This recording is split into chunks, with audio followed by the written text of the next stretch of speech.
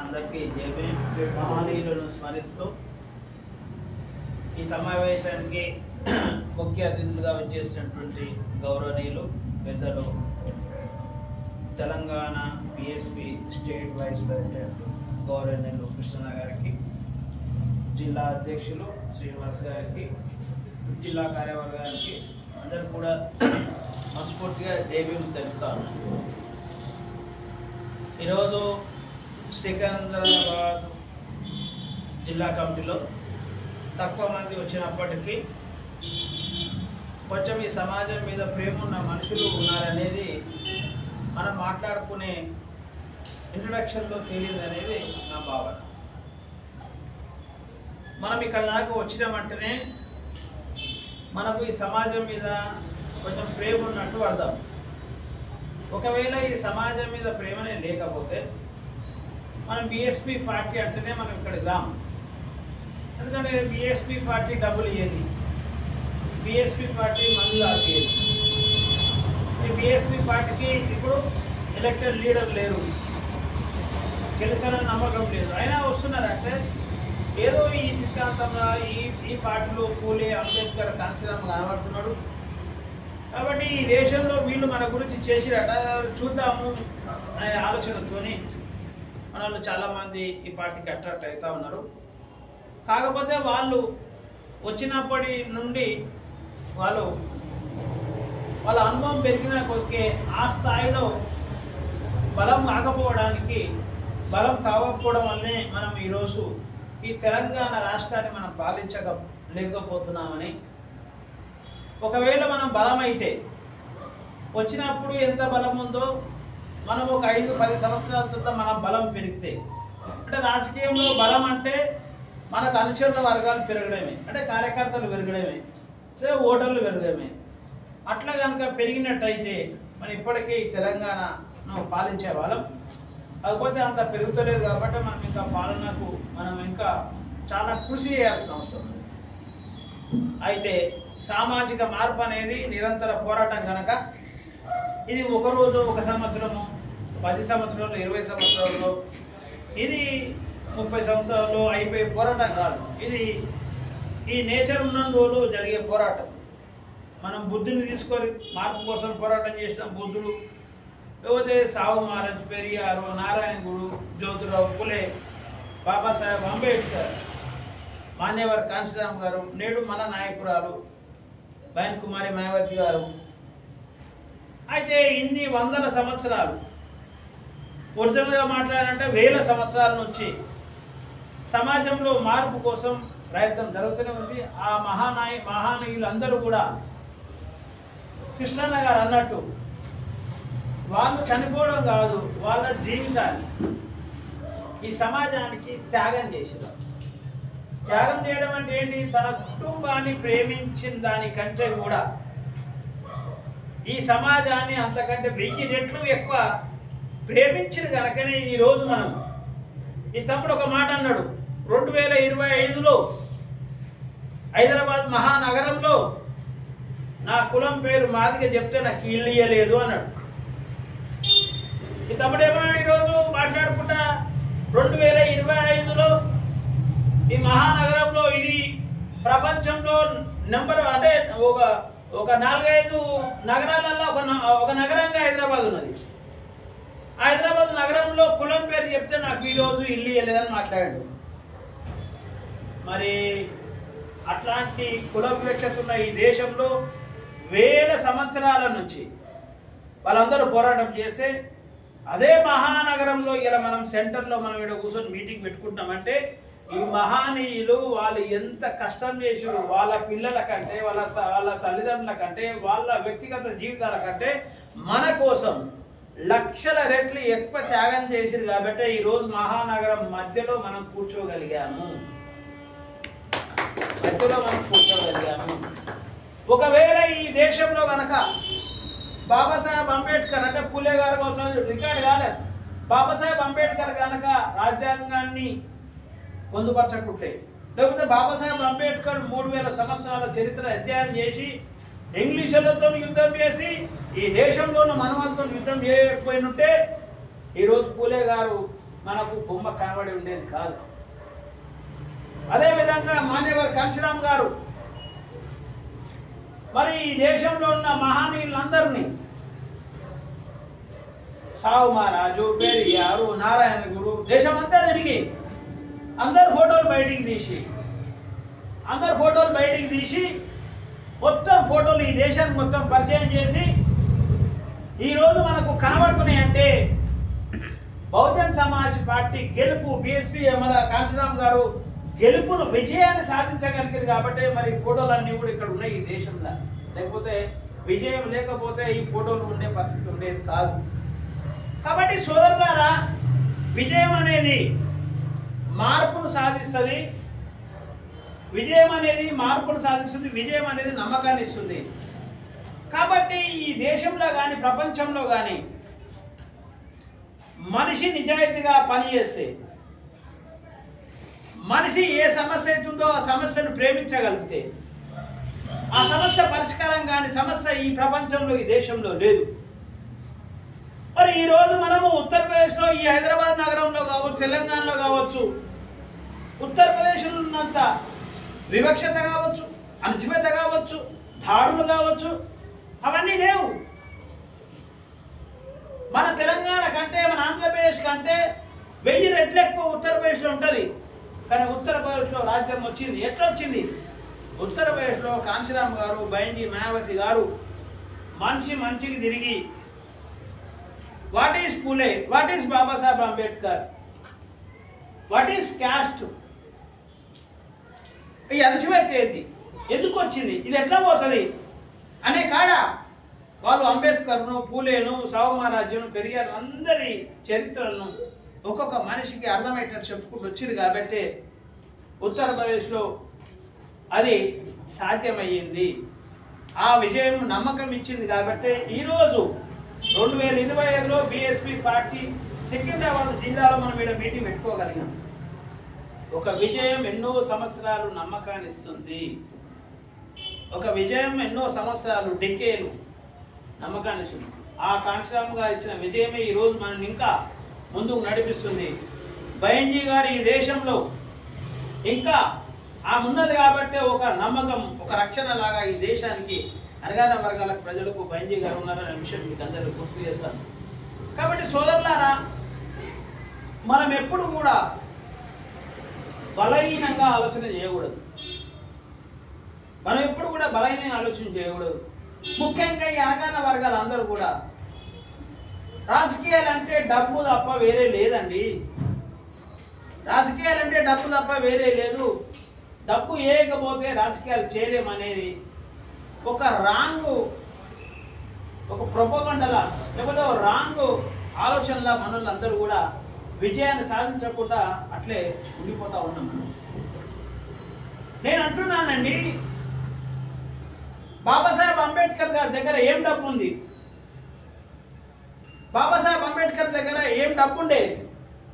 ఈ ప్రపంచాన్ని శాసిస్తున్న ఇంగ్లీష్ వాళ్ళను కన్విన్స్ చేయగలిగాడు.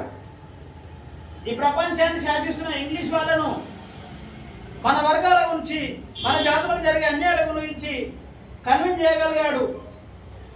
ఈ దేశంలో ఈ రోజు కూడా ఇల్లు దొరకని ఈ కులాన్ని, ఈ కులం ఏదైతే ఈ కుల ప్రభావం ఉందో, బాబాసాహెబ్ పుట్టినప్పుడు 1,00,000 రెట్లు ఉన్నది. ఆ సమయంలో ధైర్యంగా ఆ కులాన్ని ఎదుర్కొన్నాడు బాబాసాహెబ్ అంబేద్కర్. ఎదుర్కోవడమే కాకుండా మరి మనమందరం ఇట్లా నడి రోడ్లో మనం నిలబడి బతికేటట్టు ఈరోజు ఇన్ని హక్కులు ఇచ్చిన బాబాసాహెబ్ అంబేద్కర్ ఏం డబ్బులు ఉండే? ఏ డబ్బులు లేకుండే బాబాసాహెబ్ అంబేద్కర్కు మనందరి పైన ప్రేమ ఉండే. ఎంత ప్రేమ ఉండే? తన పిల్లలు చచ్చిపోయినా ఈ దేశంలో ఉన్న నా జాతులందరికీ కూడా హక్కులు ఇవ్వాలనే అంత ప్రేమ ఉండే. ఇలా అంత ప్రేమ మనకు ఉండాల్సిన అవసరం లేదు ఇలా, ఎందుకంటే మహానీయులు ఎన్నో హక్కులు ఇచ్చారు. కానీ వాటిని, ఆ హక్కులు నిజాయితీగా మనం ఇంప్లిమెంట్ చేయగలిగితే మనం ఈ దేశాన్ని, ఈ రాష్ట్రాన్ని పాలించగలం 100%గా. ఫర్ ఎగ్జాంపుల్ మీరు ఆలోచన చేయండి. మీరు చూస్తున్న పోరాటాన్ని మీకు గుర్తు చేస్తా. మీరు చూసిన పోరాటాన్ని గుర్తు చేస్తా. టీఆర్ఎస్ పార్టీ మనం చూసాం తెలంగాణ పోరాటం. తెలంగాణ పోరాటం ఏంటండి? ఆంధ్రప్రదేశ్ తెలంగాణ ఉమ్మడి ఆంధ్రలో తెలంగాణ ప్రాంతానికి అన్యాయం జరిగింది అనేది తెలంగాణ పోరాటం. నీళ్లు, నిధులు, నియామకాలు. ఉమ్మడి ఆంధ్రప్రదేశ్లో ఆంధ్ర ప్రాంతం వారు, ఆంధ్ర పాలకులు తెలంగాణ ప్రాంతానికి, తెలంగాణ ప్రజలకు అన్యాయం చేస్తుడు అనేదే పోరాటం. అదే తెలంగాణ పోరాటం. అవునా కదా? ఐక్యం ఉందా? వాస్తవమా కదండి? మరి ఇది ఎన్ని సంవత్సరాల పోరాటం అండి? ఇది 70 సంవత్సరాల పోరాటం. అవునా కాదా? 70 సంవత్సరాల పోరాటానికి వివక్షత ఏమైనా కులం ఉన్నట్టు ఆంధ్ర ప్రాంతంకి ఏమైనా నీళ్లు, నిధులు, నియామకాలే కానీ మనకు కులం మీద ఉన్నంత వివక్షత, ఇంత ఇబ్బంది ఆంధ్ర తెలంగాణకి ఎంత ఉందని ఏమన్నా లేదు కదా? మరి ఈ వివక్షత కోసం పోరాటం చేసిన వాళ్ళందరూ నీళ్లు అంటే ఏంటండి? నదులకు నీళ్లు. ఎక్కడైనా మనలో నదుల పక్కకు మన కూర్చుండే లేవు. నిధులు, మనకేం నిధులు వస్తున్నాయి? నియామకాలు. అవి కూడా ఏమున్నాయి మనకి? ఇంకా రిజర్వేషన్లే కథం అవుతున్నాయి. ఏమీ లేవు మనకు. అయినా మనందరము కేసీఆర్ గారు చెప్పినట్టు అందరూ విని పైసలు లేకుండా ఆంధ్ర ప్రాంత అగ్ర కులాలకు వ్యతిరేకంగా తెలంగాణ పోరాటంలో పాల్గొని పైసలు తీసుకోకుండా ఆంధ్ర ప్రాంత అగ్ర కులాలకు వ్యతిరేకంగా తెలంగాణ అగ్ర కులాల నాయకత్వానికి అనుకూలంగా తెలంగాణలో టీఆర్ఎస్ పార్టీ ఓటేసి గెలిపించింది మనం కాదా? అంటే డబ్బులు లేకుండా మనం టీఆర్ఎస్ పార్టీని గెలిపలేదా తెలంగాణ రాష్ట్రంలో? ఇది మన పార్టీ. మరి కేసీఆర్ గారు గెలిచిన తర్వాత ఈ ఘోర అహంకారము మనకి ఇబ్బంది పడుతుంది. మనం మాట్లాడలేమా? రాజశేఖర రెడ్డి గారు గెలిచినాక అట్లే అయింది, కేసీఆర్ గెలిచినాక అట్లే అయింది, నేడు రేవంత్ రెడ్డి గెలిచినాక కూడా మనకు అన్యాయం జరుగుతుంది. మనం మాట్లాడుకుంటలేమా? బహిరంగ మాట్లాడుతూ బహిరంగ మాట్లాడుతూ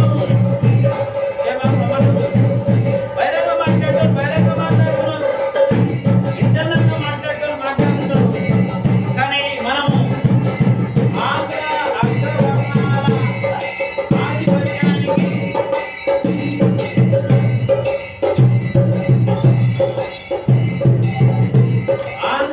అగ్రవర్ణాల ఆధిపత్యానికి వ్యతిరేకంగా తెలంగాణ అగ్రవర్ణాలకు అనుకూలంగా మనము డబ్బు తీసుకోకుండా మద్దతు చేసినట్టు నీ బిడ్డల కోసం, నీకు జరిగే వివక్షత కోసం, నీ మీద జరిగే దాడుల కోసం, నీ వర్గాలపై జరిగే అత్యాచారాల కోసం, ఈ సమాజంలో నీ ప్రజలకు చెడు అలవాట్లు ఇప్పించే, చెడు అలవాట్లను ఇంజెక్ట్ చేసే వీటి కోసం మనం ఎందుకు డబ్బుకు వ్యతిరేకంగా మన ఓటును తయారు చేయట్లేదు? తెలంగాణ వాదం అంటే ఇల్లు అందరూ చెప్పిన అందరూ ఈ రోజు మనకు అన్యాయం జరిగితే ఎందుకు మాట్లాడలేదు? మీరు మాట్లాడుతున్న ఇది నేను ఒక విషయం అడుగుతున్నా. ఇక్కడ అందరూ కూడా మిడిల్ క్లాసే ఉంటారు. మీరు చూడండి, గవర్నమెంట్ స్కూల్ పోతే అందరూ ఎస్సీ, ఎస్టీ, బీసీలే చదువుతారు. ఓసీలు అయితే ఉంటేనే లేదు. అవునా కదా? ఎస్సీలు 60-70% ఉంటుంది, బీసీలు 30-40% ఉంటుంది. మీరు చూడండి, మన అమ్మాయిలు 6వ తరగతి 7వ తరగతి చదువుతారు, మంచినీళ్ళు తాగుతలేదు. కారణం, గవర్నమెంట్ స్కూల్లో టాయిలెట్ ఉంటాయి కానీ టాయిలెట్ క్లీనింగ్ చేసేవాళ్ళు కూడా ఉండరు. మంచినీళ్ళు తాగకపోవడం వల్ల అమ్మాయిలు వాళ్ళకు రోగాలు వస్తున్నాయి. మంచినీళ్ళు తాగితే టాయిలెట్ వస్తుంది కాబట్టి టాయిలెట్ క్లీన్ చేస్తలేరు కాబట్టి 500 మంది విద్యార్థులు ఉంటారు కాబట్టి మనం అక్కడ టాయిలెట్ చేయలేము. ఒకనాడు వెంకటికి ఫోన్లు లేకుండండి కాబట్టి అమ్మాయిలు ఒక దిక్కు అబ్బాయిలు ఒక దిక్కు టాయిలెట్ పోయేటోళ్ళు. ఈరోజు ఎక్కడైనా ఫోన్లు ఉన్నాయి, చుట్టుముట్టు కాన్లే, ఎక్కడైనా క్లిక్ పంపించే పరిస్థితి. కాబట్టి మగపిల్లలే టాయిలెట్ ఓపెన్ చేసే పరిస్థితి లేదు ఇలా. అవునా కదా? అట్లా ఆ టాయిలెట్ కంట్రోల్ చేసుకోవడం, లేకపోతే మంచినీళ్ళు తాగకపోవడం, కిడ్నీల మీద ప్రాబ్లం రావడం లేదు. ఆ క్లాస్లో మంచినీళ్ళు తాగితే టాయిలెట్ వస్తే టీచర్ చెప్పే పాట మీద కాన్సన్ట్రేట్ చేయకపోవడం, ఇంత అన్యాయం జరుగుతుంటే హైదరాబాదు హైటెక్ సిటీ అట, హైదరాబాదు ఫ్లైఓవర్లట, హైదరాబాదు ఇంకేదో అంట. కానీ హైదరాబాద్ ఉన్న ప్రభుత్వ పాఠశాలల్లో మన జాతులకు సంబంధించిన అమ్మాయిలు, పేద అమ్మాయిలు, 10, 11, 12 సంవత్సరాల అమ్మాయిలు మనసుపూర్తిగా తను చదువుకుంటున్న రేపటి పౌరులు, నేటి బాధ రేపటి పౌరులు అందరూ కూడా మంచినీళ్ళు తాగుతలేరు. దీని మీద ఎప్పుడైనా ఆలోచన చేసిరా మీరు? అది కాకుండా నా లేక మా అమ్మాయి పేద కావద్దు, నా లేక నా కొడుకు పేదవద్దు కావద్దని సంపాదించిన పైసలను తీసుకుపోయి ప్రైవేట్ స్కూల్లో జాయిన్ చేస్తారు. ప్రైవేట్ స్కూల్లో ఏం చేస్తారు తెలుసా? ఇప్పుడు మీకు అర్థమైతే లేదు. 50 మార్కులు వచ్చినందుకు 80 మార్కులు వేస్తారు. ఎందుకు 80 మార్కులు వేస్తారు అంటే ఆ స్కూల్ మంచిదని, ఆ స్కూల్లోకి వెళ్ళి తీసేయొద్దని. ఇది నిజంగా పెద్ద స్కామ్ జరుగుతుంది. ప్రైవేట్ స్కూళ్ళలో ఇది పెద్ద స్కామ్ జరుగుతున్నది. నువ్వు 60%, 70% వచ్చిన వాళ్ళు 90% మార్కులు వేస్తున్నారు.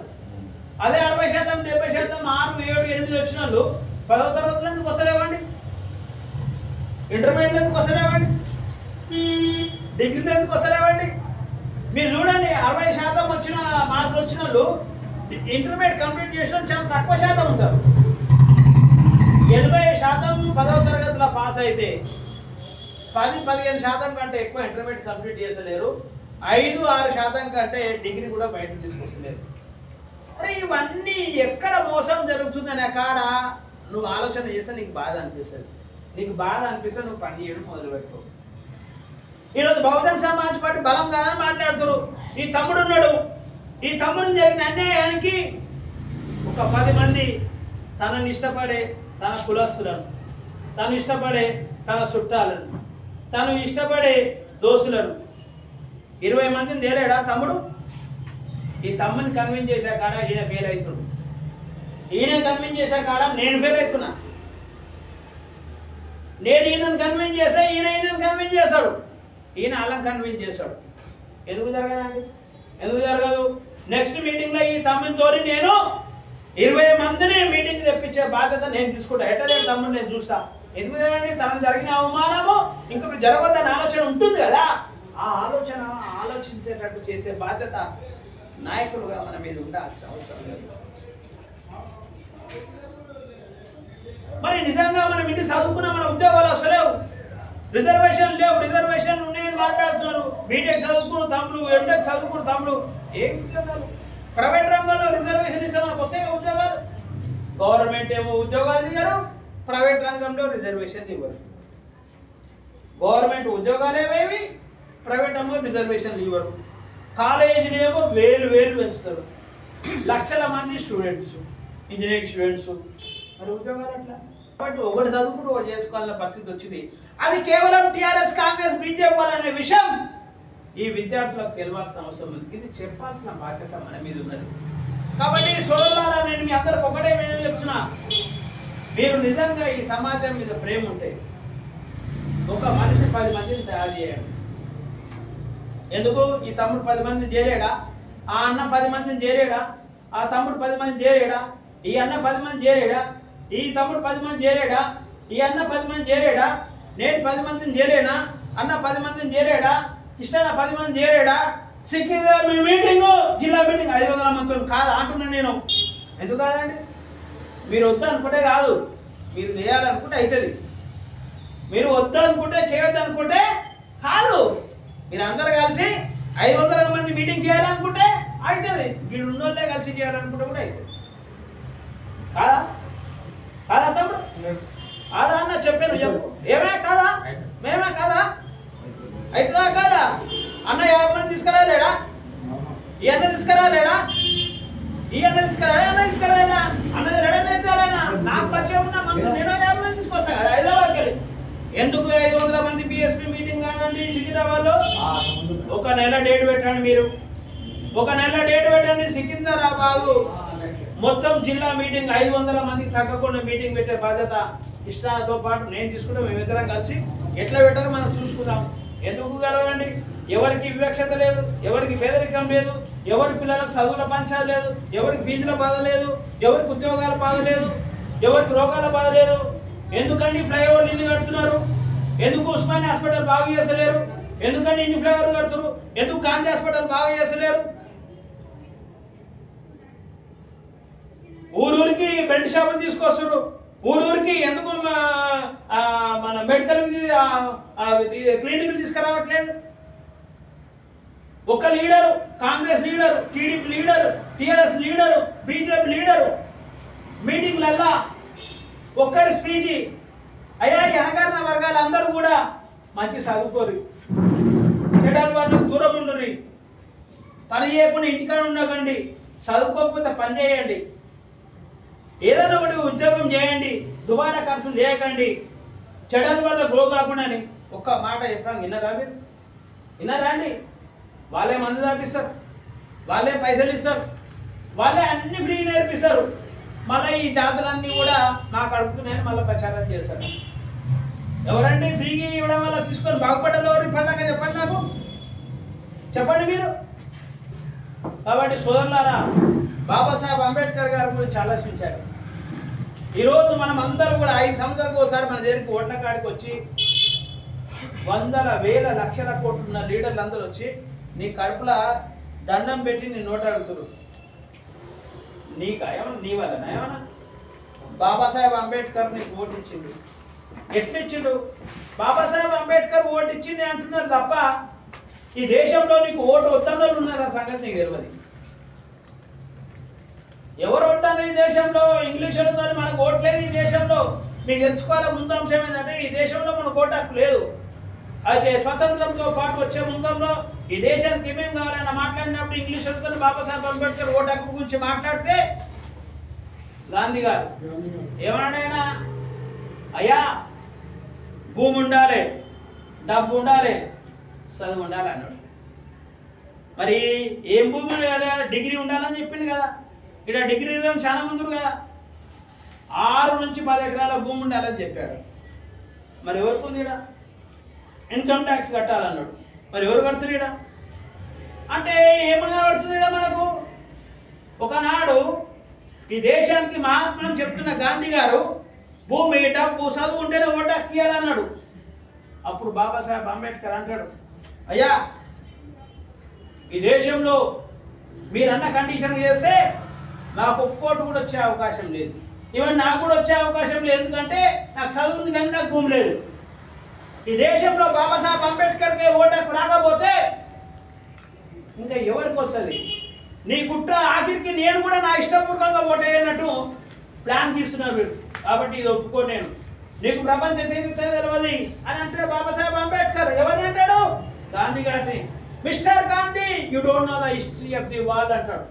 మన దేశానికంటే ముందే ఎన్నో దేశాలకు స్వాతంత్రం వచ్చింది. భారతదేశం ప్రపంచం కాదు, ప్రపంచంలో ఒక దేశం మాత్రమే. మనకంటే ముందే ఈ ప్రపంచంలో ఎన్నో దేశాలకు స్వాతంత్రం వచ్చింది. ఆ స్వాతంత్రం వచ్చిన దేశాలల్లో ఓటు హక్కు ఇవ్వాలంటే భూమి, డబ్బు, చదువు అనే కండిషన్ లేదు. వయోజన ఓటు హక్కు ఉంది. 18 సంవత్సరాలు నిండితే ఓటు హక్కు ఇస్తారు. అట్లా నువ్వు కూడా ఈ దేశంలో 18 ఇయర్స్ ఉన్న ప్రతి భారతీయునికి, మా వర్గాలకే ఇవ్వమంటలేను నేను, మీ వర్గాలలో కూడా భూమి లేని వాళ్ళు, మీ వర్గాలలో కూడా అగ్రవర్ణాలలో కూడా అగ్ర కులాలలో కూడా డబ్బు లేని ఉన్నారు, చదువు లేని ఉన్నారు, వాళ్ళకు కూడా ఇవ్వండి. మాకు కుల, మత, వర్గ భేద లేకుండా ప్రతి భారతీయునికి 18 సంవత్సరాలు ఉన్న ప్రతి భారతీయునికి ఓటు హక్కు ఇవ్వరని బాబాసాహెబ్ అంబేద్కర్ ఇయ్యకపోతే ఐక్యరాజ్య సమితిలో నేను కంప్లైంట్ చేసి పెద్ద పంచాయతీ చేస్తానని బాబాసాహెబ్ అంబేద్కర్ తెలియజేశారు. అప్పుడు ఒప్పుకుంటే మన ఓటు హక్కు వచ్చింది. ఎవరికి వేయాలండి ఓటు? మనం ఎవరికి వేయాలండి ఓటు? ఎవరికి వేయాలండి? బాబాసాహెబ్ అంబేద్కర్కి ఎలా, గాంధీ గారికి వెళ్ళినా? ఎవరికి వెళ్ళా చెప్పండి? బాబాసాహెబ్ అంబేద్కర్కి ఎలా, గాంధీ గారికి వెళ్ళినా? ఎస్. కాంగ్రెస్ పార్టీలో గాంధీ గారు ఉన్నా, అంబేద్కర్ గారు ఉన్నారా? ఎవరున్నాండి చెప్పండి, ఎవరున్నారు? అవునా కాదా? టీడీపీ పార్టీలో గాంధీ ఉండా, అంబేద్కర్ ఉండా? టిఆర్ఎస్ పార్టీలో గాంధీ ఉండా, అంబేద్కర్ ఉండా? బీజేపీ పార్టీలో గాంధీ ఉండా, అంబేద్కర్ ఉండా? కానీ బీఎస్పీ పార్టీలో ఎవరు ఉన్నారు? మరి ఎవరి కేసు రోజు మనము బాబాసాహెబ్ అంబేద్కర్ ఇష్టపడి మీరందరూ బాబాసాహెబ్ అంబేద్కర్ అంటే ఇష్టము, బాబాసాహెబ్ అంబేద్కర్ లక్ష్యాన్ని మేము ఛేదిస్తాము, బాబాసాహెబ్ అంబేద్కర్ పోరాటాన్ని ముందుకు తీసుకోబోతానే మనం అందరము బాబాసాహెబ్ అంబేద్కర్ వ్యతిరేకంగా ఓట్లేస్తున్నాం. బాబాసాహెబ్ అంబేద్కర్ ఏమన్నాడు? మనను మనిషి అన్నాడు. గాంధీ ఏమన్నాడు? మిమ్మల్ని మనను జంతువులు అన్నాడు. ఎట్లా? కుక్కలకు ఓటు ఉంటుందా? బర్రెలకు ఓటు ఉంటుందా? ఆవులకు ఓటు ఉంటుందా? ఓటు ఉండదు. ఉంటుందా? దాని డెవలప్మెంట్ ఎవరి మీద డిపెండ్ ఉంటుంది? మనుషుల మీద డిపెండ్ ఉంటుంది. జంతువుల డెవలప్మెంట్ దేని మీద డిపెండ్ ఉంటుంది? మనుషులు. జంతువులు ఏం కోరుకుంటాయండి? తిండి మాత్రమే కోరుకుంటాయి. ఏం కోరుకుంటాయి జంతువులు? తిండి మాత్రం. డెవలప్మెంటా? చిన్న గుడిసె చేయాలన్నా మనిషి చేయాలి దానికి. ఈరోజు మనము బియ్యం కావాలంటే అగ్రవర్ణాలను అడుగుతున్నాం, అవునా? చదువుకి అగ్రవర్ణాలను అడుగుతున్నాం, అవునా? ఇంకేమో ఇల్లు కావాలంటే అగ్రవర్ణాలను అడుగుతున్నాం. అంటే మనకేం కావాలన్నా ఎవరిని అడుగుతున్నాం? ఇలా అగ్రవర్ణాలను అడుగుతున్నాము. Congress party, TRS party, BJP పార్టీని అడుగుతున్నాం, అవునా కాదా? అంటే మనం ఏంది ఈ దేశంలో జంతువుల్లా కొనసాగుతున్నామా లేదా? ఎవరైనా అడుగుతురా అగ్రవర్ణాలు మాకు ఇల్లు కావాలని? ఎవరైనా మాకు పెంచింది కావాలని అడుగుతున్నారు? ఎవరు అడుగుతున్నాడే? అడుగుతలేరు కదా. అంటే ఈ దేశంలో జంతువుల్లా కొనసాగిస్తుంది ఎవరు? గాంధీ వారసులు బతుకున్నారు. ఎవరాళ్ళు? కాంగ్రెస్, టిఆర్ఎస్, బీజేపీ రూపంలో తెలంగాణలో బతుకున్నారు, అవునా కాదా? మరి అంబేద్కర్ వారసులు ఎవరండి? ఇక్కడ కాంశీరామ్ గారు, మాయావతి గారు. ఇక్కడ మనమందరం కూడా అంబేద్కర్ వారసులు. మీ బస్సులో కాంగ్రెస్ వారసులు ఉంటారు, మీ బస్సులో టిఆర్ఎస్ వారసులు, మీ బస్సులో బీజేపీ వారసులు ఉంటారు. వాళ్ళందరూ కూడా మన జాతులను వెనుకబడికి పనిచేస్తున్నారు. నేను చెప్తున్నా, బాబాసాహెబ్ అంబేద్కర్ సిద్ధాంతం చెప్తున్నది, అవునా? ఈ విషయాలు మీరు పోయి ఒక కాన్స్టిట్యూన్సీ బడ్జెట్ పోయి ఆడన్న బస్సులో 4 కూర్చొని చెప్పిన ఆడేనా? జిల్లా అధ్యక్షుడు పోయి ఒక బస్సులో 10 మంది కూర్చొని చెప్పినా ఎప్పుడైనా? ఎవరైనా మన చుట్టాలకు ఎప్పుడైనా మనం చెప్పినామా? మన దోస్తులకు ఎప్పుడైనా చెప్పినామా? ఎవరు రారంటే ఎందుకు వస్తారండి? నువ్వు వెళ్ళి పని చేయాలి కదా, నువ్వు పోయి మాట్లాడాలి కదా. నువ్వు పోయి మాట్లాడకుండా, నువ్వు పని చేయకుండా, నువ్వు వాళ్ళకి అర్థం చేయకుండా, జ్ఞానం లేకుండా వాళ్ళు ఎంత కన్విన్స్ చేస్తారు? మీరు సాధ్యం కాదు కదా. ఏడో పోయి మీరు బస్సులో సాయంత్రం మీటింగ్ కాకుండా, మీటింగ్ లేనప్పుడు పోయి అయ్యా బహుజన్ సమాజ్ పార్టీ అంటే దీనికోసం పనిచేస్తుంది, మనకు ఓటు ఇచ్చిన పార్టీ, మనకు రక్షణ ఇచ్చిన పార్టీ, ఈరోజు మన పిల్లలు రాజులు చేసే పార్టీ, మన సమస్యలకు పరిష్కారం అయ్యే పార్టీ. ఇప్పుడు ఎవరన్నా అత్యాచారాలు, అగ్రవర్ణాలను అత్యాచారాలు చేస్తున్నారు ఎవరన్నా? రెడ్డోళ్ళను, కమ్మలను, వెల్లువలను. కాంచీరామ్ గారు అన్నారు కదా, పాలకులపై అత్యాచారాలు ఉండవు అని. మన మీద అత్యాచారాలు ఉంటే మరి ఇష్టమేనా మనకు? అవి ఉండొద్దు అంటే రాజులమే కావాలి కదా, పాలకులమే కావాలి కదా. ఆ పాలకులు కావాలంటే ఓటే కావాలి కదా. ఓటు డబ్బుతో ముడిపోదాడు. మరి డబ్బు ఏడాది బాబాసాహెబ్ అంబేద్కర్ డబ్బుతో సంపాదించి మనం పెట్టిండా? నిన్న మొన్న కేసీఆర్ కూడా డబ్బు లేకుండా గెలిపించినాం కదా. కాబట్టి సోదరులారా, డబ్బు ఎప్పటి కూడా మనం ఏం సాధించలేదు. నిజాయితీ, నీకున్న జ్ఞానము, నువ్వు మన జాతులపై పెంచుకునే ప్రేమ, ఇవి మాత్రమే మన సమాజానికి లాభం చేస్తాయి. కాబట్టి మీరు ప్రపంచ చరిత్ర చదవండి. ఈ ప్రపంచాన్ని శాసించిన ఎవరు కూడా ధనవంతులు కాదు, పేదలే ధనవంతులుగా, చరిత్రకారులుగా మారింది, అవునా కాదా? మీరు చూడండి, వాజ్పేయి అద్వానీ చూడండి. వాజ్పేయి పేదోడు, అద్వానీ ధనవంతుడు. ఎవరైనా సీఎం? ఎవరైనా పిఎం? ఎవరైనా అద్వానీ అయినాడు, వాజ్పేయి అయినాడు, అవునా కాదా? అమిత్ షా ధనవంతుడు, మోడీ పేదోడు. ఎవరైనా ప్రైమ్ మినిస్టర్? చంద్రబాబు బాగా డబ్బున్నాయి కదా, రాజశేఖర్ రెడ్డి డబ్బు ఉన్నాయి కదా, మరి కేసీఆర్ అయినా లేదా? అవునా కాదా? రేవంత్ రెడ్డి, మన కోమటిరెడ్డి వాళ్ళు ఎవరు డబ్బున్నారు? మరి ఎవరైనా పేరు ఎవరైతురు అంటే ఈ ప్రజలను ప్రేమించేటోళ్ళు, ఈ ప్రజల మీద కాశీ ఇవన్నీ నేను గెలవాలనే కోరుకున్నాడు, ఈ సమాజానికి ఏదైనా చేయాలనుకున్నాడు, చరిత్ర సృష్టించాలనుకున్నాడు, ఈ సమాజాన్ని ప్రేమిస్తాడు. కాబట్టి వీళ్ళిద్దరు ఇద్దరు ఈ సమాజాన్ని పాలిస్తారు. ఒకరు చాలా టాప్ స్వార్థపరులు, ఒకరు ఈ టాప్ త్యాగపరులు. స్వార్థపరులు అంటే మనవాదులు, త్యాగపరులు అంటే వీళ్ళు. ఈ దేశాన్ని ఇద్దరు పాలిస్తారు. ఒకరు వీళ్ళు పాలిస్తారు, వీళ్ళ వారసులు పాలిస్తారు, 2 గాంధీ వారసులు పాలిస్తారు. కాబట్టి మనము జ్ఞానం వచ్చేంత వరకు, మనకు జ్ఞానం రాకుండా మనము త్యాగము అర్థం చేసుకొని వీళ్ళు ఇచ్చే డబ్బులతో, వీళ్ళు ఇచ్చే చిల్లర బయలతో మన భవిష్యత్తు, మన పిల్లల భవిష్యత్తు మారదని మనకు తెలుసుకున్నప్పుడు మాత్రమే, ఇతరులకు చెప్పినప్పుడు మాత్రమే ఇది సాధ్యమవుతుంది అనే విషయాన్ని మీకు అందరూ తెలియజేస్తూ, ఈరోజు ఎంతమంది వచ్చారు అనే విషయాన్ని మీరు బాధపడద్దు.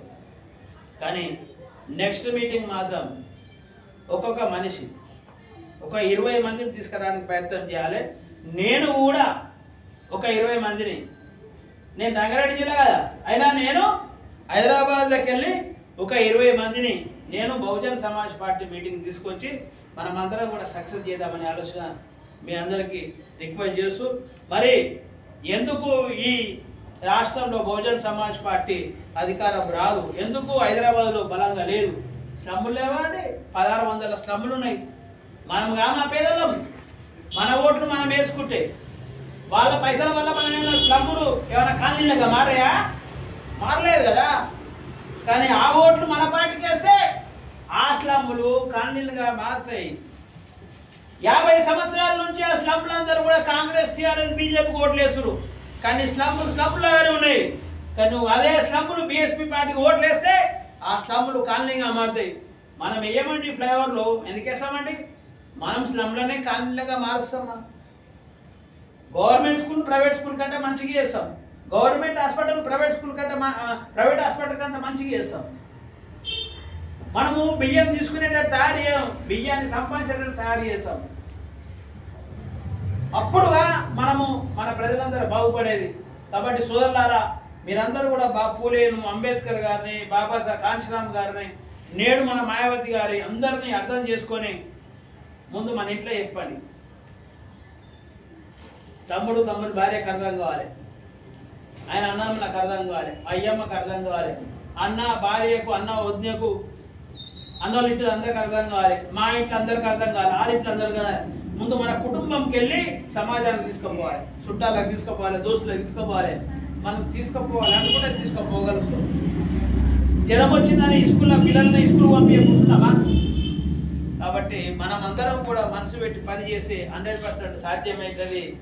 ఈ హైదరాబాద్, హైదరాబాద్ సికింద్రాబాద్ జిల్లాలో అసలు నీలి జెండా అంటే ఏంటి, ఏనుగు అంటే ఏంటి, బాబాసాహెబ్ అంటే ఏంటి, కాంశీరామ్ అంటే ఏంటి, పూలు అంటే ఏంటి, మనం బస్సుకి మనం తీసుకుపోవాల్సిన అవసరం ఉంది. ఎవరు బస్సులో వాళ్ళు ఐడెంటిఫై చేయండి. ఆ బస్సులో మనం అందరం కూడా ఊరికి పని చేయండి. రెగ్యులర్గా నేను మీ అందరితో కాంటాక్ట్ ఉంటా. ఒక జూమ్ మీటింగ్ ఏర్పాటు చేయండి 1 వీక్ ఒకసారి. ఆ జూమ్ మీటింగ్లో అన్నను ఇన్వైట్ చేయండి. అన్న ఉంటాడు, నేను ఉంటాం. మనం ఎందుకు పని చేయమో ఒకసారి ఆలోచించదు. ప్రేమతో, మాది పెద్ద పదవులని మీరు మాకు బాధ్యత, మేము ఎవరికి మీకు జీతాలు ఇస్తలేము. కానీ మాకుంది బాధ్యత, మీకుంది. మీరు 2 గంటలు పని చేసే మీ చిన్న పదవి, మేము 8 గంటలు పని చేస్తే మాకు పెద్ద పదవి. ఇంతే తేడా తప్ప ఇంకోటి ఏం లేదు. మాకు పెద్ద పదవి అంటే మేము ఎక్కువ సమయం కేటాయించాలి.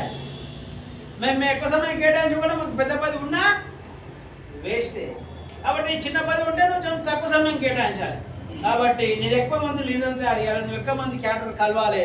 ఇదే మనం బహుజన సమాజాన్ని నిర్మించడానికి ఉన్న ఏకైక మార్గం. కాబట్టి మనమందరం కూడా కలిసికట్టుగా ఈ సికింద్రాబాద్ జిల్లాను ఒక బహుజన జిల్లాగా బ్రహ్మాండంగా తయారు చేద్దామని మరి మీ అందరికీ విజ్ఞప్తి చేస్తూ, మరి మీ ఇన్ఛార్జిగా నన్ను స్వీకరించి ఈ అవకాశం ఇచ్చినందుకు, ఈరోజు ఇంతమంది మీటింగ్ ఏర్పాటు చేసినందుకు మీ అందరికీ మరొకసారి మంచి ధన్యవాదాలు తెలుపుతూ, మరి గౌరవనీయులు కృష్ణన్న కూడా మనస్ఫూర్తిగా అన్నగారికి కూడా ధన్యవాదాలు తెలుపుతూ, మరి అవకాశం ఇచ్చిన మీ అందరికీ మరొకసారి జై భీమ్ తెలుపుతూ సెలవు తీసుకుంటున్నాం. జై భీమ్, జై భారత్.